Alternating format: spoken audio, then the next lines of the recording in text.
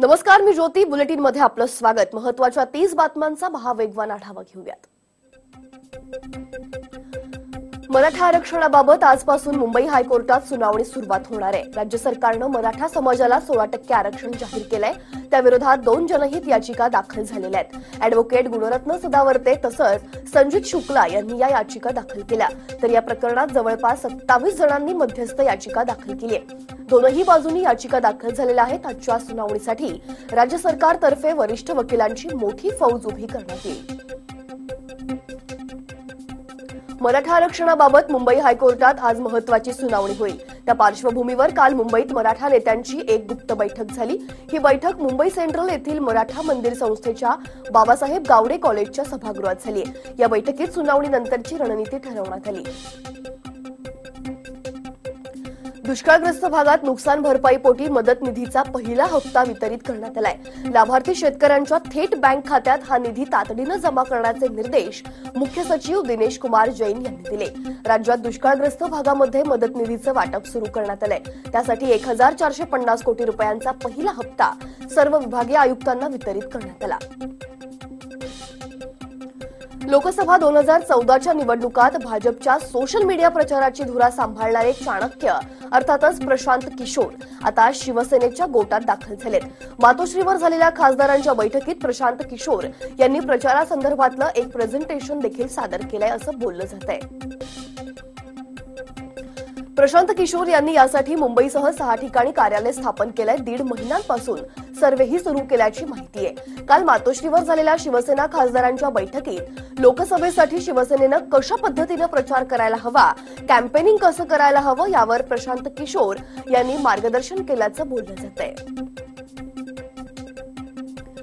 भाभीजी घर पर है फेम अभिनेत्री शिल्पा शिंदेनं काँग्रेस पक्षात प्रवेश करत राजकारणात पाऊल ठेवलंय. शिल्पा शिंदेनं मुंबई काँग्रेसचे अध्यक्ष संजय निरुपम यांच्या उपस्थितीत काँग्रेसमध्ये प्रवेश केला. काँग्रेसमध्ये प्रवेश करताना शिल्पा म्हणालीये, आतापर्यंत देशावर काँग्रेसनं राज्य केलं. काँग्रेस पक्षानं कधीही जात पाहून मदत केली नाही असं शिल्पा म्हणतेय. तर संधी मिळाली तर निवडणूकही लढवणार असल्याचं ती म्हणतेय. पूनम महाजन यांनी आधी त्यांच्या घरातलं महाभारत सांगा. त्यांच्या घरात काय झालं ते लोकांना माहिती झालं पाहिजे. त्यानंतर शरद पवारांवर टीका करा असं धाडस देखील पूनम महाजन यांनी दाखवावं अशी संतप्त प्रतिक्रिया राष्ट्रवादीचे प्रवक्ते नवाब मलिक यांनी दिली आहे. 2014 नंतर देशाचा विकास जोरात सुरू आहे असं म्हणत संघाचे 2ऱ्या क्रमांकाचे नेते सरकारी हवाह भैयाजी जोशी यांनी सरकारच्या कामांचं कौतुक केलंय. रामटेक इथं कवी कालिदास संस्कृत विद्यापीठाच्या नामकरण सोहळ्यात बोलताना त्यांनी वक्तव्य केलंय. राज्य शासनाच्या महिला आणि बालविकास आढावा समितीच्या अध्यक्षपदी माजी आमदार विवेक पंडित यांची निवड करण्यात आली. विवेक पंडित हे आदिवासी समाजाच्या प्रश्नांवर काम करणाऱ्या श्रमजीवी संघटनेचे संस्थापक अध्यक्ष आहेत. विवेक पंडितांच्या या निवडीमुळे पालघर जिल्ह्यात मोठं राजकीय समीकरण बदलण्याची चिन्ह आहेत. नागपुरातील काँग्रेसची गटबाजी थांबवण्यासाठी प्रियंका गांधींना नागपुरातून लोकसभेची उमेदवारी द्या अशी मागणी करणारं पत्र नागपूर शहर काँग्रेसचे प्रवक्ते संदेश सिंघलकर यांनी राहुल गांधींना दिलंय. 2014च्या लोकसभा निवडणुकीत गटबाजीमुळेच काँग्रेसचा पराभव झाला. राज्य विधिमंडळाचे अर्थसंकल्पीय अधिवेशन येत्या 25 फेब्रुवारीपासून सुरू होणार आहे. अर्थमंत्री सुधीर मुनगंटीवार हे 27 फेब्रुवारीला राज्याचा अर्थसंकल्प विधिमंडळात मांडतील. 25 फेब्रुवारी ते 2 मार्च असा या राज्य विधिमंडळाच्या अधिवेशनाचा कालावधी असणार आहे. 1 एप्रिलपासून पालिका कर्मचाऱ्यांसाठी 7व्या वेतन आयोगाची प्रत्यक्षात अंमलबजावणी करण्यात येईल. मुंबई महापालिका कर्मचारी संघटना आणि आयुक्त अजय मेहतातील बैठकीत पालिका कर्मचाऱ्यांच्या अंतरिम वेतनवाढ आणि 7व्या वेतन आयोगावर चर्चा झाली. ही बैठक सकारात्मक झाल्याची माहिती मिळतेय. पुण्यातल्या वडापाव प्रेमींसाठी धक्कादायक बातमी आहे. कॅम्प परिसरातील प्रसिद्ध असलेल्या गार्डन वडापाव सेंटरवर एफडीएनं धडक कारवाई केली आणि टाळं ठोकलंय. अस्वच्छ कामगार, किडक्या बटाट्यांचा वापर होत असल्याची माहिती एफडीएला मिळाली होती. तसंच इथे पावाची नीट तपासणीही होत नाही, पिण्याचं पाणी स्वच्छरित्या ठेवलं जात नाही आणि एकूणच अस्वच्छता असते अशा तक्रारी होत्या. त्याच आधारे मंगळवारी ही कारवाई करण्यात आली आहे. कॅम्पातल्या गार्डन वडापावसह अख्तर कॅटरर्स आणि बागवान हॉटेलवरही एफडीएनं कारवाई केली आहे. पिंपरी चिंचवडमधील पवना नदीत गेल्या 3 ते 4 दिवसांपासून मासे मृतावस्थेत आढळत आहेत. त्यामुळे एकच खळबळ उडाली आहे. शहराला याच नदीतून पाणी पुरवठा होतोय. मात्र आता हे अचानक मासे मरत असल्याचं पाहताच नागरिकांचं आरोग्यही आता धोक्यात आलंय। या नदीत जीवघेणा रसायनयुक्त पाणी मिसळल्यामुळे ही परिस्थिती ओढावल्याची शक्यता आहे। सोमवारी देखील मृत मासे काढले गेले, तसंच कालही मोठ्या प्रमाणात मृत मासे बाहेर काढले। त्यामुळे नदीमध्ये रसायनयुक्त पाणी कोण सोडतंय याचा शोध घेण्याची मागणी आता होऊ लागली आहे। नाशकातल्या पंचवटी भागात जलशुद्धी केंद्र आणि जलवाहिन्यांच्या दुरुस्तीच्या कामांमुळे पाणी पुरवठा बंद असणार आहे। तर 7 तारखेला कमी दाबानं पाणी मिळेल। त्यामुळे नागरिकांना 2 दिवस पाणी जपून वापरण्याचं आवाहन पाणी पुरवठा विभागाकडून करण्यात आलंय। राज्यातील निम्मी म्हणजे साधारण 45% जमीन उथळ म्हणजेच मुरमाड आहे। त्यामुळे ही जमीन कापसासाठी योग्य नसल्याचं मत केंद्र सरकारच्या राष्ट्रीय मृदा सर्वेक्षण विभागानं जमिनीचा अभ्यास करून व्यक्त केलंय। या खळबळजनक वास्तवानंतर आता शेतकरी आणि सरकारपुढेही मोठा प्रश्न निर्माण झालाय। दादर रेल्वे स्टेशनच्या प्लॅटफॉर्म क्रमांक 3 वर रेल्वेतून खाली पडून 2 डब्यांच्या गॅपमध्ये जाणाऱ्या तरुणीला महाराष्ट्र सुरक्षा दलातील जवान शिवाजी केदार यांनी खेचून बाजूला करत तिचे प्राण वाचवले। सकाळी 9:42 ची सीएसएमटी लोकल ती पकडत होती, त्यावेळीच हा अपघात झालेला आहे। 20 ते 22 वर्षाची ही तरुणी यावेळी महिलांच्या डब्यातून खाली पडली। पीएमपीच्या प्रवाशांची संख्या दिवसेंदिवस वाढतेय, मात्र त्या तुलनेत काही मार्गावर अनियमित आणि अपुऱ्या बस फेऱ्या आहेत। त्यामुळे पीएमपीनं प्रवास नको रे बाबा असं म्हणण्याचीच वेळ आता प्रवाशांवर आली आहे।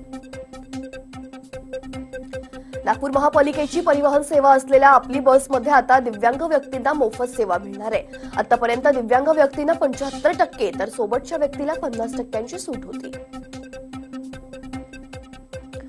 मुंबई महापालिकेचा 216 कोटींचा मालमत्ता कर थकवणाऱ्यांना बड्या थेडांना दणका देण्यास प्रशासनानं सुरुवात केली आहे। यामध्ये 25 मालमत्तांवर जप्तीची तर 7 मालमत्तांचा पाणी तोडण्याचा निर्णय घेण्यात आलाय।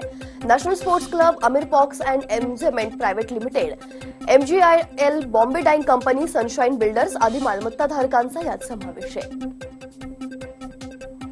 घणसोलीतील पामबीच मार्गावर शनिवारी रात्री 8:30च्या सुमारास एक विदेशी महिला संशयास्पदरित्या पॅराशूटमधून उतरून एका व्यक्तीसोबत निघून गेल्याच्या घटना घडली आहे। त्यानंतर पॅराशूटमधून उतरलेली ही परदेशी व्यक्ती कोण या चर्चेनं आता नवी मुंबईत खळबळ माजली आहे। पोलिसांनी केलेल्या तपासणीत 2 व्यक्ती चालत जाताना दिसतात, हे सीसीटीव्हीमध्ये आढळलंय। मात्र उडून पॅराशूटनं आल्याचा अद्याप तरी कुठलाही पुरावा आढळला नसल्याची माहिती पोलिसांनी दिली आहे। बदलापुरातल्या हेंद्रेपाडा भागात श्यामल माळगावकर या महिलेचं मंगळसूत्र 2 अज्ञातांनी धूम स्टाईलनं लंबवलंय। मात्र हा सगळा प्रकार सीसीटीव्हीत कैद झाला असून पोलीस पुढील तपास करतायत। वसई विरार नालासोपारा परिसरात दिवसाढवळ्या घरफोडीच्या घटनांनी नागरिक हैराण झालेत। नालासोपाऱ्यात एक घराची कडी कोयंडा तोडून घरफोडीचा प्रयत्न चोरट्यांनी केला, मात्र तो फसला। मात्र हे चोरटे सोसायटीच्या सीसीटीव्हीत कैद झालेत आणि याबाबत अज्ञात चोरट्यांविरोधात नालासोपारा पोलीस ठाण्यात गुन्हाही दाखल आहे आणि पोलिसांनी त्याचा शोध सुरू केलाय। 6 असनी रिक्षा चालकानं नृत्य प्रशिक्षक असणाऱ्या मुलीचा विनयभंग केल्याची घटना सिंहगड रस्ता परिसरात घडली। तरुणीनं चालत्या रिक्षातून उडी मारण्याचा प्रयत्न केला आणि तिने आपला प्राण वाचवलाय। या प्रकरणी तरुणीनं सिंहगड रस्ता पोलीस ठाण्यात तक्रार दाखल केली। आरोपी रिक्षा चालकाला अटक करण्यात आली। मात्र या घटनेत तरुणीनं उडी मारल्यामुळे तिला किरकोळ दुखापत झाली आहे। MS-04 या गाड्यांना टोलमुक्ती देण्यात यावी या मागणीसाठी टोल हटाव संघर्ष समितीच्या वतीनं ठाण्यात 1 दिवसीय लाक्षणिक उपोषण करण्यात आलं। यावेळी सर्वपक्षीय पदाधिकाऱ्यांसह ठाणेकर नागरिकही उपस्थित होते। ठाणेकरांना त्रासदायक असलेला आनंदनगर टोल नाका आता बंद झाला नाही तर 2 महिन्यात टोल उद्ध्वस्त करू अशी कठोर भूमिका टोल हटाव संघर्ष समितीनं घेतली आहे। कल्याण पश्चिम येथील अटाळी आणि आंबेवली परिसरात राहणाऱ्या नागरिकांची सुमारे 800 घरं रिंग रूटसाठी बाधित होत आहेत। या रहिवाशांचं पुनर्वसन करून महापालिकेनं आपला प्रकल्प राबवावा आणि यासाठी RPI आठवले गटानं प्रकल्प बाधित नागरिकांसह मोर्चा काढला। मुंबईतील शिवसेनेचे आमदार प्रकाश सुर्वेंचा मुलगा राज सुर्वे यांनी राष्ट्रीय बॉडी बिल्डिंग स्पर्धेचं विजेतेपद पटकावलंय। ते जम्मू चॅम्पियनशिपमध्ये विजेते ठरले, तर राज मुंबई विमानतळावर पोहोचल्यानंतर त्याचं ढोल ताशांच्या गजरात स्वागत करण्यात आलं। या विजयाचं श्रेय त्यांनी आपल्या आईला दिलंय। राज जिममध्ये दररोज 8 ते 10 तास व्यायाम करतात। त्यांच्या मेहनतीचं फळ त्यांना आज मिळालंय आणि या विजयानंतर त्यांनी आशिया चॅम्पियनशिप विजयाचं ध्येय ठेवलंय। मुंबई पोलिसांमध्ये ज्या पोलिसांचं पोट सुटलेलं आहे, ज्या पोलिसांचं वजन जास्त आहे, अशा मुंबई पोलिसांसाठी नायगाव पोलीस कॅम्पमध्ये आरोग्य शिबिर आयोजित करण्यात आलं. या आरोग्य शिबिरात एकूण 150 पोलिसांना प्रसिद्ध आहार तज्ज्ञ रुजुता दिवेकर यांच्या टीमकडून फिटनेस ट्रेनिंग देण्यात येत आहे.